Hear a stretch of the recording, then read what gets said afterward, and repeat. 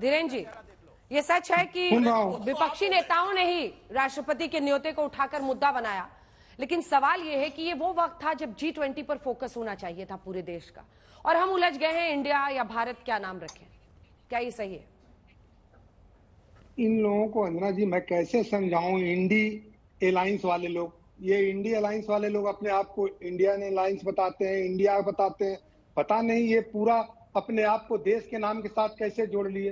हाँ। और दूसरे तजुब तो ये होती है ना कि अगर इनको बोल दिया जाए कि इनका कान कौवा लेके जा रहा है, कौवे के पीछे भाग रहे हैं। अरे अभी होना क्या है ये तो पहले इनको समझना चाहिए। ये कमेटी में जाएंगे नहीं, कमेटी का लोग कर रहे हैं बहिष्कार, वहां पर क्या चर्चा होगी, वन नेशन वन इलेक्शन होगा या वन नेशन वन नेम होगा।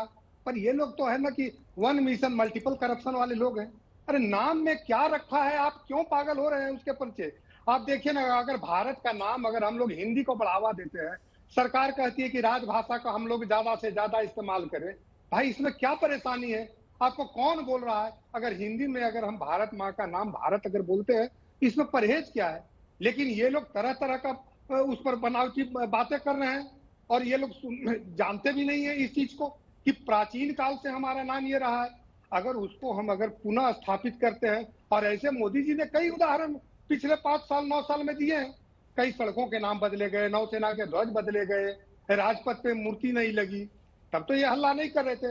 अब गलती से अगर दाऊद इब्राहिम राम भद्राचार्य अगर अपना नाम रख ले, तो क्या उनके सामने देशवासी सस्तांग हो जाएंगे? अंजना जी, इन लोगों को समझ में नहीं आता है। इन लोगों का चेहरा तो पूरा उजागर है। और अगर नाम में इतना दम नहीं होता तो आदरणीय सोनिया जी को इंडिया में शादी करने के बाद अपना नाम क्यों भारतीय के अनुसार हिंदी में रखना पड़ा, ताकि यहाँ की मिट्टी से जुड़ा दिखना पड़े। कांग्रेस के लोगों को तो ये पहले से पता है, अब पता नहीं इनको इंडिया से क्या प्रेम जाग गया है। वैसे भी आप इंडिया तो है नहीं, आप तो इंडी अलायंस है। इंडिया आज भी मेरे लिए गौरव का विषय है, आज भी सम्मान है। हम लोगों से, देशवासियों से अपील करते हैं कि हिंदी में अपने देश का नाम ले और हर एक काम को हिंदी में करें। बैंकों में भी लिखा रहता है। हाँ, रोहन जी, क्या दिक्कत है? अगर प्रेसिडेंट ऑफ भारत लिखा, उसके बाद से इशू बनाया आपकी पार्टी ने, तो इशू तो इस बार आप लोगों ने इस मुद्दे को उठाया है। दूसरा, अगर सांसद आपके लिखते हैं कि भारत अपना नाम रखते हैं, मतलब ये इस क्या इशू को ट्रिविलाइज करना नहीं है? यूपीए से नाम आप लोगों ने इंडिया किया, अब इंडिया के बाद हम भारत रख लेते हैं तो ये भारत में करेंगे क्या? हर चीज को बहुत हल्की तरीके से सोशल मीडिया पे पेश किया जा रहा है। अंजना जी, अगर हमारी बात आप कर रहे हैं कि हल्की तरीके से पेश किया जा रहा है, शुरुआत किसने की है? मैंने पहले भी कहा, जिसका भाजपा प्रवक्ता कोई जवाब नहीं दे पाए। मुझे आज तक 9 साल में एक भी ऑफिशियल गवर्नमेंट ऑफ इंडिया का डॉक्यूमेंट दिखाइए जहां पे इंडिया की जगह भारत लिखा हो। मैं तो चैलेंज किया, वो तो भाग गए अपनी जवाब देने से। मुद्दा यहां पे टाइमिंग का है। आपने कहा कि नहीं, अभी कोई और प्रवक्ता ने कहा कि ये तो INDIA है, तो भाई साहब फिर डर क्यों रहे? फिर आपको क्यों प्रेसिडेंट ऑफ इंडिया लिखने से आपत्ति है? आप लिख दीजिए राष्ट्रपति भारत भी लिखिए साथ में। जैसे अभी सुधांशु जी ने कहा कि नोट में दोनों लैंग्वेज है, आप वापस लिखते। अगर आपकी नियत में खोट नहीं होती तो आप दोनों चीजें लिखते। क्योंकि आपको इंडिया से डर लग रहा है, क्योंकि आप समझ गए हैं इंडिया ही इंडिया है और इंडिया ही भाजपा के अहंकार को हराएगा। वो आपको समझ में आ चुका है, आप जमीनी हकीकत समझ रहे हैं। मैं आपको इसमें दोष नहीं मानता, आपकी गलती नहीं मानता। आप समझ रहे हैं कि आपकी वोट बैंक की राजनीति परास्त होने वाली है और इसीलिए डर के आप ये स्टेप उठा रहे हैं। मुद्दा तो उन्होंने शुरू किया। आपने सही कहा अंजना जी, जब G20 के देश यहां पे आ रहे हैं, क्या आपको लगता है कि नई बहस भाजपा को छेड़नी चाहिए? नहीं छेड़नी चाहिए थी। और आपकी नीयत में खोट नहीं होती तो दोनों भाषा में आप लिखते। आपको मालूम था कि इंडिया से आपको डर रहा, इसलिए आपको ये बात छेड़ी पड़ी। दूसरी बात, आपने विशेष सत्र की बात की। देखिए आगे क्या होगा, क्योंकि भाजपा का कोई भरोसा नहीं। रात को उठ के नोटबंदी कर देते हैं, 3 कानून लेके आ जाते हैं, कुछ भी डाल देते हैं विदाउट एनेस्थेसिया। जनता के ऊपर ऑपरेशन करने का काम भाजपा ने किया है। हमको नहीं मालूम है विशेष सत्र में ये क्या बात करेंगे। ये पहली बार हो रहा है। आज संसद की लोग बात करते कि संसद हमारी मां है। आज उस संसद में विशेष सत्र किस लिए बुलाया गया, आज विपक्ष को नहीं बताया गया। और इसलिए सोनिया जी ने एक पत्र लिख के पूछा है कि हम अपेक्षा करते हैं सरकार से, जो देश के मुद्दे हैं, वो मणिपुर की बात है, वो हरियाणा की बात हो, वो बेरोजगारी की बात हो, वो जो महंगाई की बात हो, इन मुद्दों पे आप विशेष सत्र कीजिए, हम आपके साथ में। पर हमको बताइए तो सही कौन से मुद्दे पे। अगर आप विशेष सत्र बुलाते हैं तो क्या आपको नहीं लगता है कि विपक्षी पार्टियों को एक बार आपको संकलन करके बात करनी चाहिए कि किस मुद्दे पे है? उसमें भी सस्पेंस।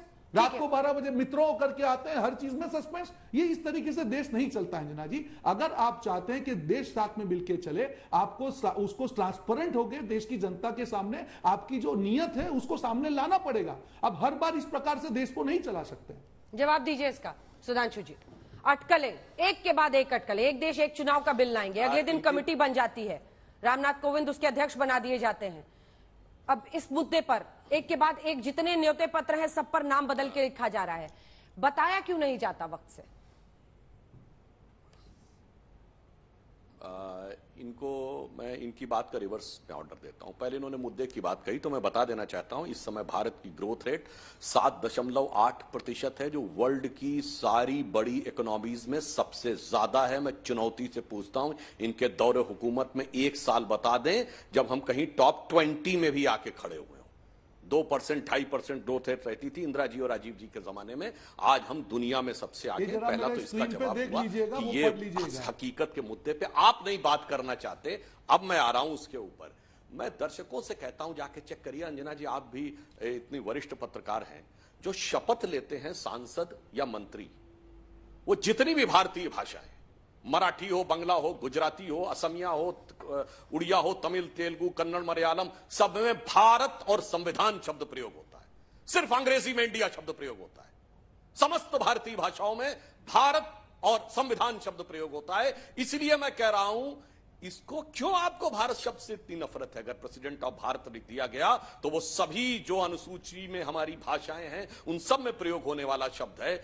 मगर आप तो चूंकि विदेशी मूल का इतना प्रभाव आपके मस्तिष्क पर समूल रूप में पड़ गया है कि आपको वही चीज अच्छी लगने लगी, इसलिए आप भारत के विरुद्ध हिकारत में तैयार है। दोनों बातें, जैसे मैंने कहा, नोट पे दोनों बातें लिखी हैं, तो इन्विटेशन पे अगर लिख दिया गया भारत तो क्या समस्या? मुद्दा तो आपने बनाया। और मैं दूसरा कहना चाहता हूं, जो इन्होंने कहा दोनों एक थोड़ी हैं अंजना जी। आज ही इनके मंत्री ने बोला है कर्नाटक में कि हिंदू धर्म का तो कोई आधार ही नहीं था। शुरू कब से हुआ? अरे आपके गठबंधन में स्वामी प्रसाद मौर्य बोलते हैं हिंदू धर्म धोखा है। आपके गठबंधन में आपका पीडब्ल्यूडी मिनिस्टर कर्नाटक का बोलता है हिंदू धर्म गंदा है। आपका आज का उदयनिधि मारन उदयनिधि ये बोलते हैं कि हिंदू धर्म का, सनातन धर्म का समूल नाश, इरेडिकेशन ऑफ सनातन, और उस पर टिकते हैं। और उसके बाद केसी वेणुगोपाल कहते हैं अभिव्यक्ति की स्वतंत्रता है। आपके उसमें भारत के टुकड़े टुकड़े होंगे, अभिव्यक्ति की स्वतंत्रता है। और हमारे भारत में यह भारत वो है जिसके लिए विष्णु पुराण में कहा गया है, गायन्ति देवा किल गीत कानी धन्यास्तुते भारत भूमि भागा स्वर्गा पवर्गास्पद भाग हे तो भवंति भूयः पुरुषा सुरत्वात्मा। तब देवता जिसकी स्तुति में गीत गाते हैं और देवता रहने के बाद मनुष्य के रूप में जन्म लेने को लालायित रहते हैं, क्योंकि मोक्ष भूमि ये है जिसे असम के श्रीमंत शंकर देव जी ने कहा है, जो पुण्य भूमि भारत है, जो मोक्ष भूमि भारत है, हमारे लिए वो है और आपके लिए ये है। इसलिए जब आइडिया ऑफ इंडिया की बात होगी तो इंडिया अलायंस के आइडिया और एनडीए के आइडिया में जमीन आसमान का अंतर है। लेकिन सुधांशु जी, ये भारत वाला नैरेटिव वही राष्ट्रवाद के पूरे नैरेटिव को आपको लग रहा है कि आगे ले जाएगा? 2024 पर ही तो निशाना है, वरना 4-6 महीने पहले ये तमाम ज्ञान चक्षु भारत और भारत के महत्व, इस शब्द के महत्व को लेकर क्यों जागे हैं? 9.5 साल से आप सरकार में हैं साहब। देखिए अंजना जी, हाँ। मैं थोड़ा सा कहना चाहूंगा, ये विपक्ष के प्रोपोगंडा जो है वो विपक्ष को अपना चश्मा उतारना चाहिए।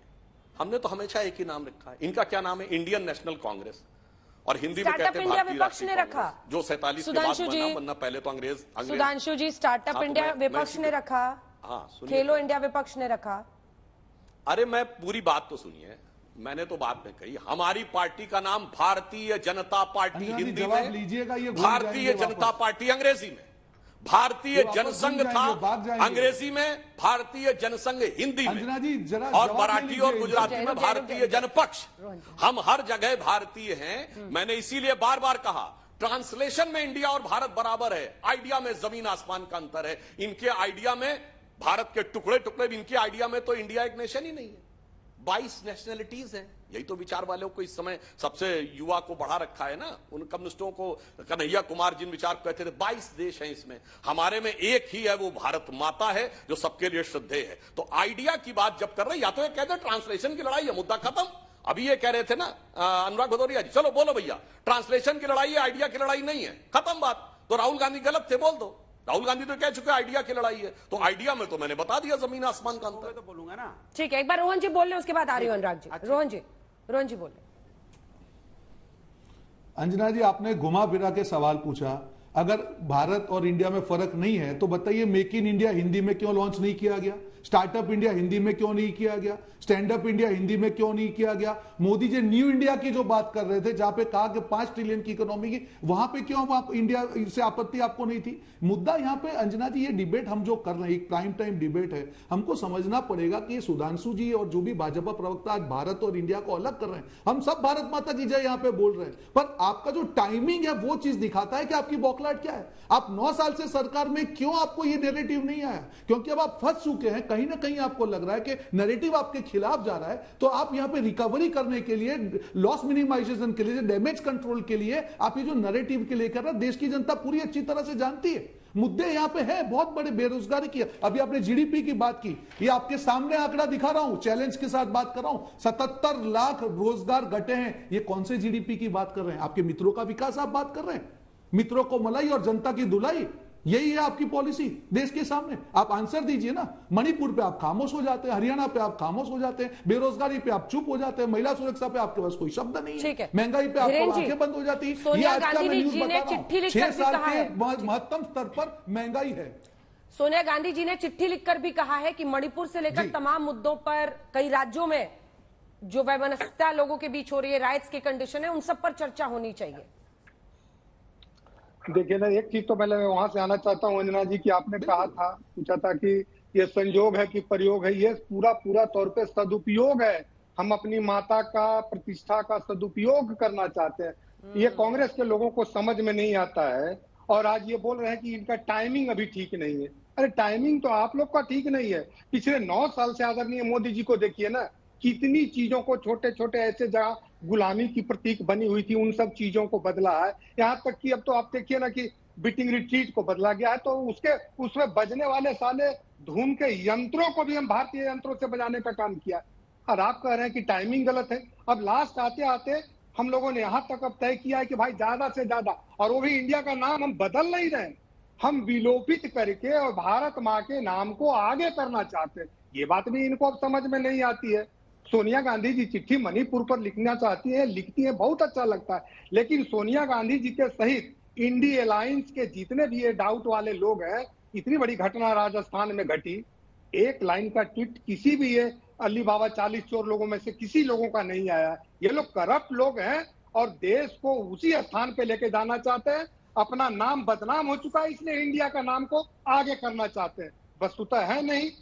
राजस्थान पर भी अगर ये बोलते, क्या इनका संसदीय दल, मैं तो कांग्रेस के लोगों से और सपा के प्रवक्ता से पूछना चाहता हूं कि क्या वहां भी कमेटी जाएगी? जिस तरह से वहां की महिला के साथ में अत्याचार हुआ है और वीडियो आया, तब ये लोग पता नहीं 2 आदमी को अरेस्ट किए हैं, क्यों नहीं वहां पर कमेटी जाती है? हल्ला करने का तो वक्त वो था। आज भी क्या वो बेटी मेरी बेटी नहीं है, वो बहन मेरी बहन नहीं है? क्या दोहरा चरित्र, इसी को कहते हैं दोगला चरित्र राजनीति में, जो कि देश के लोग पहचान चुके हैं। और इसीलिए पिछले 9-10 वर्षों से इन लोगों को बंद करके रखा है डब्बा में, और अब निकलने का कोई गुंजाइश नहीं है। आप लोग नाम बदल लीजिए, काम नहीं आप लोग का बदला है, लोग अभी भी समझ रहे हैं। ठीक है, लोग समझ रहे हैं, काम नहीं बदला है, नाम बदला है सिर्फ। बिल्कुल।